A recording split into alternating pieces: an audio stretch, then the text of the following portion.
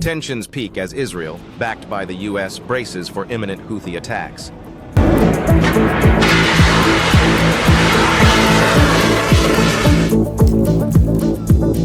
So Israel's now in the highest level of alert that we've been in a long, long time.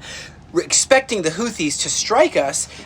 U.S. has been helping to defend freedom and democracy along with Israel. And you know what? We're realizing that those Houthis, weren't they shooting missiles and that landed in Egypt, in Sinai? Were they trying to hit us?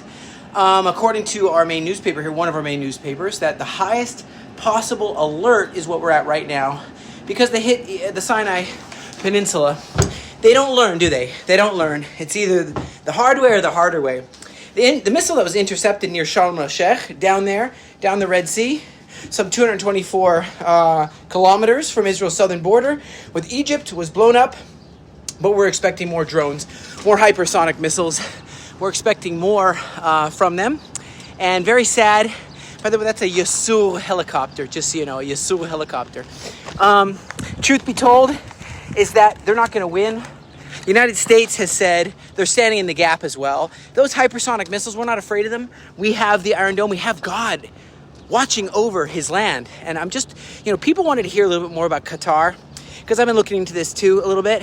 They contracted more than $5.6 billion to 61 American schools, a lot of Ivy League schools, especially like Harvard University, Yale, Cornell, Stanford, and about $243 million on lobbying efforts in the United States to get their way.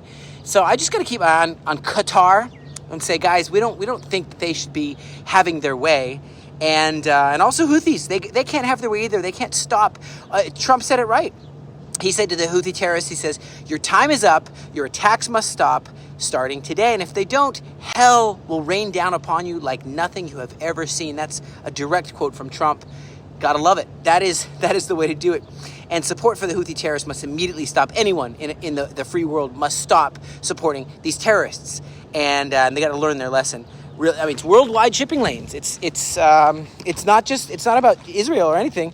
It's about the whole world's shipping. Okay, and so a senior security official estimates that if IDF doesn't stay in the inside the Philadelphia corridor, that's where we serve. And that suddenly Hamas would begin to operate more tunnels, renovate old tunnels, build new tunnels, rebuild their infrastructure, and attack.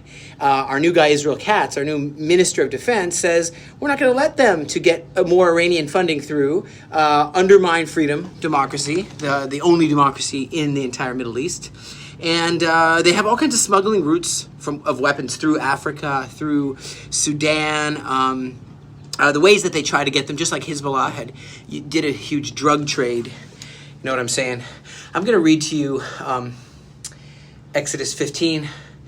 The Lord is the strength and song of Israel. He's become our salvation. He is our God, and I will prepare him a habitation. Our Father's God, and we will exalt him. The Lord is a man of war. The Lord is his name. The enemy said, I will pursue, I will overtake, I will divide the spoil. My lust will be satisfied on them when I draw my sword. My hand will destroy them. But you did blow with your wind, and rubble covered you.